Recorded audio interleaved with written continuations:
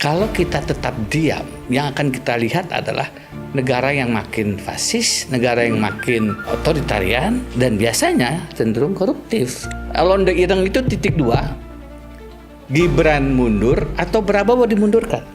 Kita bicara oligarki, kita bicara haji. Bagaimana mungkin Anda memberantas korupsi ketika pilih-pilih? Kepada lawan Anda hajar, kepada kawan Anda lindungi. Tidak bisa. Kenapa tidak bisa melakukan hal yang sama dengan menggalang koalisi anti korupsinya untuk menggolkan undang-undang aset recovery? Jangan kemudian ini yang menghalangi DPR, saya dorong. Tidak bisa, itu dilakukan Jokowi. Tingkat dalam istana yang mengatakan Uri tidak melanggar undang-undang, tidak melanggar hukum. Melanggar hukum kalau itu universitas. Uri bukan universitas. Orang kemudian berpikir, aduh, kalau Pak Prabowo jatuh, Gibran jadi presiden kita. Waduh, ini malah petaka yang lain lagi. Jokowi mungkin menunggu itu. Indonesia tidak.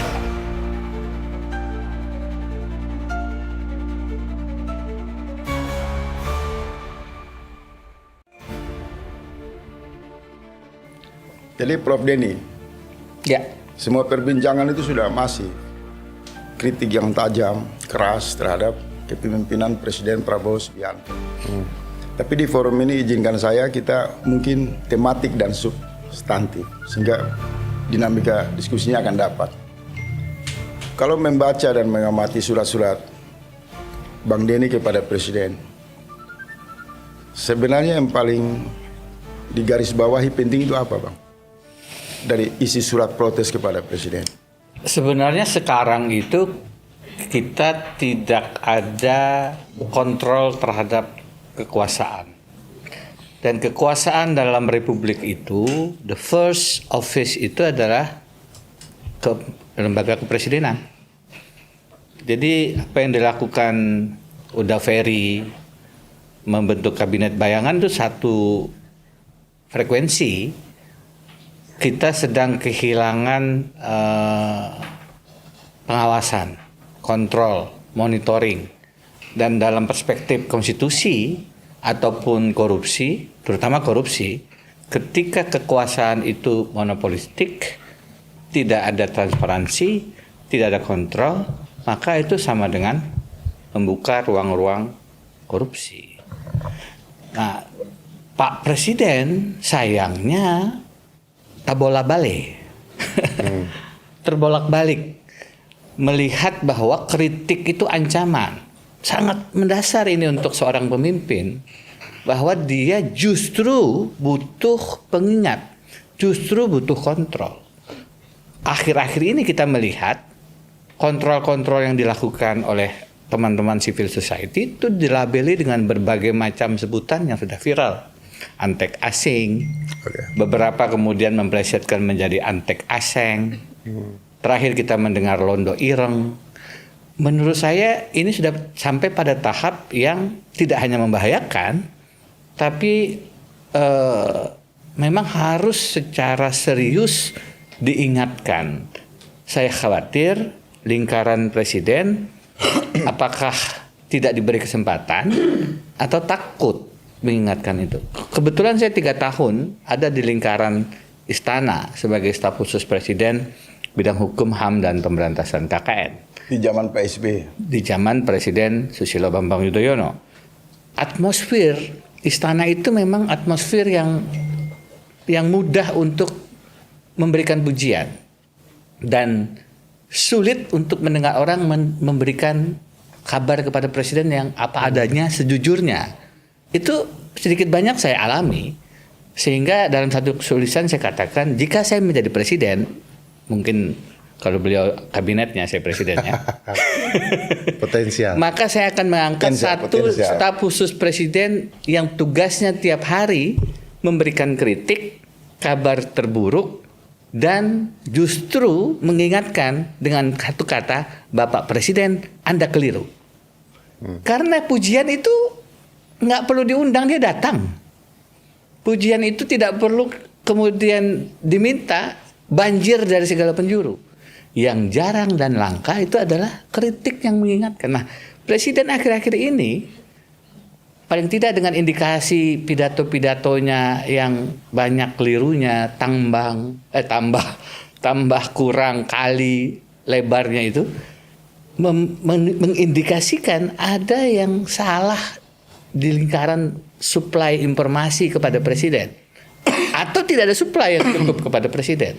Maka ketika suplai informasi itu tertutup, jalur yang bisa dilakukan ya lewat jalur-jalur publik. Sebenarnya surat-surat itu jika ada ruang private mungkin lebih etis dikirimkan langsung kepada presiden sehingga tidak membuat ada risiko malu di depan publik. Tapi hitungan saya kelihatannya kalau dilakukan secara private tidak sampai kepada presiden. Jadi harus terbuka. Jadi dengan beresiko kita menyampaikan kritik sekarang, paling tidak disematkan londo ireng itu, maka surat terbuka itulah pilihannya. Dan mudah-mudahan sampai, kalaupun tidak, paling tidak ini menjadi pengingat di lingkaran publik bahwa masih ada kita yang mencintai Republik. Ini bukan semata mencintai Prabowo, mengingatkan Prabowo, tapi yang lebih penting adalah kita ingin menjaga Republik agar tidak anti kritik, karena anti kritik itu koruptif. Nah, hal-hal semacam ini sebenarnya simpel dan harusnya untuk seorang leader itu dia pahami gitu. Tapi coba lihat di level partai. Artinya abang mau ngomong presiden tidak sensitif dengan kritik publik. Cara beliau membangun lingkaran koalisinya kan menutup ruang bagi oposisi. Hampir semua sekarang presiden, terutama Pak Jokowi, yang membangun kultur yang kalah dimasukkan ke dalam sebagai satu temuan baru begitu ala Indonesia, itu kan mematikan sikap kritis dan yang diajak ke dalam juga mau. Sekarang kalau kita lihat PDI Perjuangan tidak bisa dikatakan juga dia oposisi. Padahal konsep kontrol pengawasan itu tadi sangat penting. Dan ketika ini tidak ada, ketika tidak ada ruang pengawasan di DPR, ketika lembaga-lembaga negara relatif dikooptasi, kami di Constitutional Administrative Law and Society, saya, Bibi, Peri, Mas Uceng, itu kan sekarang sedang menguji rekrutmen Hakim Konstitusi Adis Kadir. Sejak di MK Majelis Kehormatan, sekarang kami 2 gugatan di PT UN, karena kita melihat ruang seleksi itu tertutup, tidak transparan, tidak sesuai dengan undang-undang, dan khawatirnya kami itu adalah bagian dari strategi elektoral 2029, karena putusan akhir Pilpres ada di MK. Kalau Anda punya tidak usah 9, 5 saja, itu sudah jaminan menang. Anggaplah kalah di pemilihan rakyat, tapi bisa dengan mudah kemudian menang di MK. Karena itu kita khawatir itu kooptasi kelembagaan itu terjadi. Dengan segala hormat kepada teman-teman media, ini kepemilikan media itu juga sekarang sedang bergerak dikuasai. Jadi fungsi kontrol kita makin berkurang, fungsi kritis kita makin dibatasi. Saya katakan di dalam satu tulisan, Prabowo orasi, Febri korupsi. Teman-teman yang kritis itu kemudian ada 3 modus untuk dibungkam. Pertama adalah dibeli, dikasih jabatan menteri, dikasih jabatan komisaris. Kedua, dikriminalisasi. Sekarang hukum itu dengan sangat sedih menjadi alat untuk merangkul koalisi, kawan, memukul oposisi, lawan. Dan yang ketiga, yang paling merusak adalah dihabisi. Kalau kita lihat catatan dihabisi ini, tidak ada catatan negara dengan cara pengecut, menculik pengkritik yang dihukum. Penculikan 98 itu dihukum di tataran pelaku. Tapi di tataran yang paling atas dicopot sebagai jenderal, tapi jadi presiden juga. Kalau kemudian kita lihat kasus Munir, siapa pelaku utamanya? Kalau kita lihat Marsinah, Udin di Jogja, terakhir Andri Yunus, bagaimana sikap-sikap pengecut negara itu tidak kemudian mendapatkan sanksi hukum yang menjerakan. Jadi kalau kita tetap diam, yang akan kita lihat adalah negara yang makin fasis, negara yang makin otoritarian, dan biasanya cenderung koruptif. Itu sebabnya kita harus Tahan di situ. lakukan langkah-langkah yang sangat tegas. Oke, udah penegasannya 3 kali ditegaskan itu. Tadi bagus Bang Denny di awal itu. Ada penggal kalimat sebagai pintu masuk untuk mengkonstruksikan problem yang diperbincangkan dalam perdebatan dua pihak dan publik. Apakah ini problem politik yang tidak terakomodir, tersumbat pada ruang demokrasi, atau memang problem warisan ketatanegaraan dari rejim-rejim sebelum yang kemudian berakumulasi menjadi beban Presiden Prabowo, sehingga kita lihat objektif. Silakan Bro. Tentu ada persoalan korupsi yang dari waktu ke waktu tetap menjadi akar masalah bangsa. Tetapi ya tidak bisa kita timpakan semua kesalahan pada Prabowo. Tapi kalau saat ini kita ingin melakukan perbaikan, ya salah satu yang menjadi nakoda kan tetap Pak Prabowo. Presiden bagaimanapun itu harus punya kemampuan rekrutmen. Kalau kita bicara anti korupsi, yang paling harus dia pilih sebagai anti korupsi itu wakil presidennya. Jadi kalau kita bicara sekarang, itu semua kita lihat ini bagian dari elektoral, bagian dari strategi pemenangan saja. Terakhir saya menulis, Londe Ireng itu titik 2, Gibran mundur atau Prabowo dimundurkan. Karena kalau kita lihat dari kacamata anti korupsi, maka apa yang dikatakan Bung Isman tadi, ini Jokowi, ini Jokowi, ini Jokowi. Kata Prabowo, hidup Jokowi. Kalau dilihat dari kacamata anti korupsi, ada kontradiksi di situ. Bagaimana kita bisa mengatakan, saya ingin pasal 33, ini Jokowi yang paling merusak, anaknya ada wakil presiden. Logika-logika semacam ini yang harus diantisipasi. Begitu beliau menjadi presiden, siapa yang menjadi anggota kabinet? Siapa yang kemudian bisa beliau ajak berlari memberantas korupsi?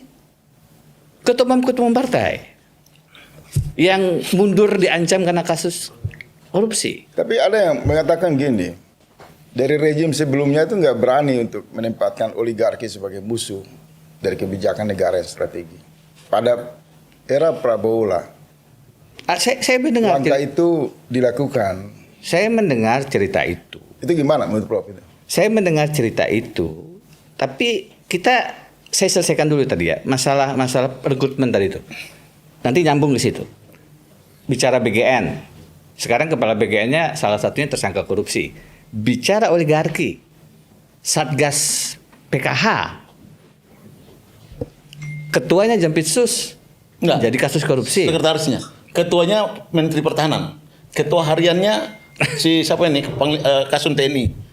Jampitsus sekretaris, bukan ketua, saya koreksi. Kebetulan saya punya catatan coba wartawan. Ya sudah, nanti kita cek sama-sama. Tapi salah satu pimpinan Satgas PKH adalah Jampitsus. Ya.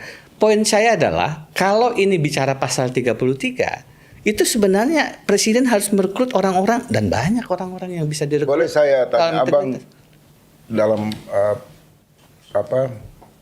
pertanyaan yang apa adanya. Ini terlintas. Abang dulu dikasih kewenangan juga. Namanya Satgas Pemberantasan Mafia Hukum. Mafia Hukum.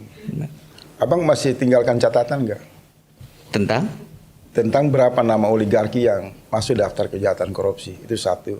Yang kedua, Satgas itu dibuatkan di lingkar kekuasaan SBY. Kenapa baru sekarang diledakin?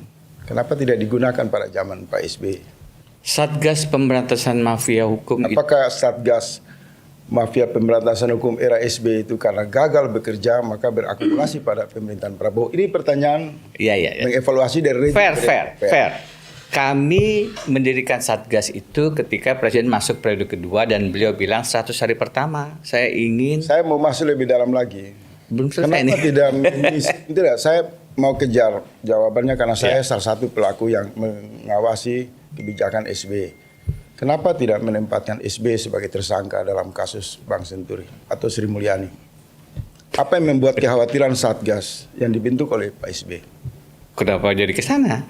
Ini pertanyaan yang kalau untuk menguji keberanian Prabowo, Satgas Pemberantasan Mafia Hukum itu tidak mempunyai kewenangan justisial, Bang. Dia bukan pengganti polisi, jaksa, KPK. Tidak begitu posisinya. Dia kepres saja, yang kemudian menjadi semacam Minimal rekomendasi. iya, dia tidak punya kewenangan jusisial itu. Jadi kalau kita bicara soal itu, Pak SBY dalam posisi yang, karena saya staf khususnya. Ini pertanyaan apa adanya ya? Iya, nggak ada masalah. Kembali ke persoalan pasal 33 deh, supaya tadi belum selesai. Pasal 33 itu pertanyaannya adalah, ketika memilih wakil presiden saja anti korupsinya kita bisa soal. Ketika menyusun kabinet saja yang terjadi adalah bagi-bagi kursi tanpa prinsip anti korupsi. Yang benar menurut saya paling bagus dalam proses rekrutmen itu Jokowi periode pertama dia melibatkan KPK. Dan rapor-rapor yang diberikan oleh KPK itu sekarang ada jadi menteri. Menteri itu dari raport yang diberikan KPK kepada Jokowi. Periode kedua dia sudah tidak pakai itu. Harusnya kalau dia memang betul anti korupsi, pergunakan itu lagi. Tapi bahwasanya sekarang dari anggota saja sudah lebih dari 100, itu problematik. Kalau kita bicara pasal 33, saya dari Kalimantan Selatan ini. 90-an zaman Orde Baru, sungai Kalimantan Selatan itu kayu. Orde Baru. Di tahun 2000-an, sungai Kalimantan itu tongkang, batu bara. Saya sering ke sana. Di pinggir-pinggirnya itu sampai sekarang masih jamban terapung. Hari ini, sebulan terakhir ini nggak ada di berita nasional. Padam mati bergiliran lampu di sana. Siapa yang ada di situ? Penyumbang terbesar presiden. Kita bicara oligarki, kita bicara haji. Bagaimana mungkin Anda memberantas korupsi ketika pilah-pilih? Kepada lawan Anda hajar, kepada kawan Anda lindungi. Tidak bisa. Oke, kita berhenti di situ. Bang Denny, Ya. ini kita bangun negara kan lebih mengevaluasi terhadap kebijakan. Kata Dasat, para kiai-kiai kampung, semua tergantung tanda tangan camat, presiden. Ya. Tapi yang kaya di ruang publik itu pertentangan soal narasi. Bukan soal kebijakan, tapi narasi. Jadi bumbu daging yang sekilo, bumbunya bisa 1 ton. Misal soal MBG, presiden menjawab dengan penegakan hukum. Presiden respon terhadap suara publik. Tapi ada masalah. Kalau kekayaan narasi ini berlanjut, apa ini tidak membuat ruang pembodohan terhadap publik? Terjadi diskomunikasi, misinformasi, Iya. pemblokan opini. Betul. Kita butuh presiden yang memang bicara kepada rakyat dan memberikan arah pemberantasan korupsi misalnya. Tapi sayangnya pidato-pidato presiden akhir-akhir ini, terlepas dari memang mungkin ada kerja-kerja juga yang membuat didiskreditkan, beliau sendiri juga kalau bicara di luar teks memang cenderung ada kekeliruan. Itu juga pasti yang bikin teks juga deg-degan itu kalau presiden pidato. Satu. Yang kedua,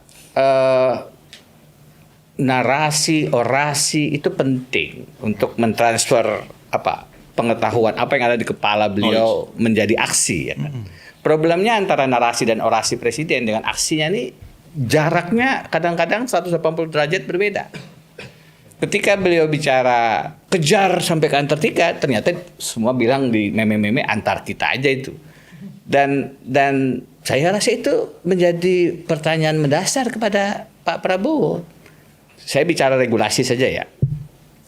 Ketika dengan sangat cepat Undang-Undang TNI dan Undang-Undang Polri itu digolkan, Undang-Undang Aset Recovery itu, beliau bicara di hari buruh yang ditangani Jumhur dan kawan-kawan 1 Mei kira-kira setahun yang lalu. 2025. Setahun yang lalu. 2025. Dan sudah setahun kemudian yang terjadi adalah koalisinya yang menolak. Kenapa tidak bisa melakukan hal yang sama dengan menggalang koalisi anti korupsinya untuk menggolkan Undang-Undang Aset Recovery? Jangan kemudian ini yang menghalangi DPR, saya dorong. Tidak bisa, itu dilakukan Jokowi. Jokowi mengatakan saya dorong, tapi kan inisiatifnya inisiatif DPR. Seakan-akan kita yang tata negara ini dibodohi bahwa presiden itu punya hak untuk mengatakan, dari awal saya tidak setuju dengan undang-undang perubahan anti korupsi, undang-undang perubahan KPK dan seterusnya. Atau beliau melakukan perpu menerbitkan kembali undang-undang KPK yang lama diterapkan lagi. Yang begitu-begitu aksi-aksi yang kemudian lebih konkret, aksi-aksi yang lebih bisa memberikan ini memang ada kenyataan di ujung orasi beliau yang tidak sulit gitu. Kalau saya jadi presiden, satu saya terbitkan Perpu anti mafia hukum yang kemudian mengembalikan KPK menjadi sebagaimana sebelum dirubah dikebiri oleh Jokowi. Undang-undang Aset Recovery secara ketatanegaraan, secara regulasi itu didudukkan begitu. Tapi yang kita lihat antara narasi dan aksinya itu memang tabolah bale tadi. Ada paradoks Prabowo, sebagaimana buku beliau. Dengan segala hormat bahwa apa yang beliau sampaikan ketika bicara efisiensi anggaran dan kemudian menggelontorkan sedemikian besar jumbo anggaran untuk MBG sama KDMP yang paling baru Undang-Undang Republik Indonesia. Saya dapat tuh Universitas Republik. Universitas Republik. yang saya agak heran penjelasannya. Jadi saya dapat penjelasan dari satu sumber yang tingkat dalam istana yang mengatakan URI tidak melanggar undang-undang, tidak melanggar hukum. Melanggar hukum kalau itu universitas. URI bukan universitas. Lah namanya universitas ya. Makanya kalau saya bacakan saya juga heran. Ini LPNK, Lembaga Pemerintah Non Kementerian. Jadi Universitas Republik Indonesia itu bukan universitas. Ini penjelasan semacam apa ini yang bisa kemudian muncul seperti itu. Jadi kesimpulannya kita akan kehilangan legitimasi ketika narasi orasi anti korupsi tidak berbasis konsistensi. Oke, mantap. Kita kembali ke forumnya. Dalam tulisan saya yang berjudul 3 Sebab Jatuhnya Rezim, saya katakan rezim itu jatuh 1 karena krisis ekonomi. 98 adalah contoh konkretnya dengan jatuhnya Soeharto. 2, krisis publik, terutama kalau kita sebut kasus-kasus korupsi. Kalau kasus korupsi itu kemudian sedikit banyak masuk ke lingkaran-lingkaran inti kekuasaan, maka itu bisa menjatuhkan rezim. Yang ketiga adalah skandal pribadi. Dan skandal pribadi yang sekarang muncul di ruang-ruang diam, meskipun ada yang mengangkat ke ruang publik dan tidak dijawab, jawabannya adalah pemberedelan, pemberangusan, itu akan mencari jalan karena dia tertutup. Ingat, kalau air bah itu ditutup, pada titik tertentu ada gempa sedikit, dia akan menjadi tsunami. Jadi, ya saya tidak tahu, saya bukan ahli nujum. Tetapi 3 alasan ini yang terjadi di banyak catatan sejarah ketika rezim itu tumbang. Saya kemarin bertanya ke salah satu pimpinan PLN, karena saya pulang ke rumah minggu lalu, ternyata di tempat saya tuh, Banjarbaru, Kalimantan Selatan, lampu sedang bergilir mati. Saya bilang, pertanyaan saya satu, sejak kapan? Sebulan, kok nggak ada beritanya? Memang media tidak terlalu memberitakan. Ada sumbatan informasi yang sengaja dilakukan. Yang kedua, ini Kalimantan Selatan, daerah yang kaya batu bara. Banyak sekali tambang ilegalnya. Banyak haji muncul dari sana. Banyak haji muncul dari sana. Banyak penyumbang dana pilpres muncul dari situ dan dapat menteri. Kalau dia dapat menteri 7 saja itu karena sumbangannya yang besar. Karena itu menurut saya, ini kalau kemudian muncul dalam satu kejadian di beberapa wilayah, apalagi Jawa pemadaman itu, energi, listrik, itu bisa memicu. Nah, bagaimana cara solusinya? Ini yang kita terbata-bata sering. Orang kemudian berpikir, aduh, kalau Pak Prabowo jatuh, Gibran jadi presiden kita. Waduh, ini malah petaka yang lain lagi. Jokowi mungkin menunggu itu. Indonesia tidak. Sehingga kita punya banyak kekhawatiran dan memang agak sulit mencari satu kesamaan pada saat bicara situasi semacam ini. Karena kita punya wakil presiden yang tidak punya kapasitas dan kewibawaan untuk memimpin. Uncapacity. Ya sulitlah untuk mengakui bahwa kita ternyata punya dosa kolektif untuk menjadikan Gibran sebagai wakil presiden. Ini kan karena putusan Taman Usman untuk ponakan Gibran ini di putusan MK 90. Tetapi apapun kesulitan yang kita hadapi, kita harus kemudian tetap melakukan langkah upaya korektif yang sifatnya tetap mencoba mengingatkan presiden sebagai nakodai. Ini bahaya. Ekonomi kita ini tidak sedang baik-baik saja. Jangan kemudian terbuai dengan laporan-laporan yang seakan-akan tidak ada masalah gitu. Dan yang mengatakan tidak ada masalah dianggap pengkhianat. Ini kan betul-betul harus Oke, kita terima kasih. sadarkan. Oke.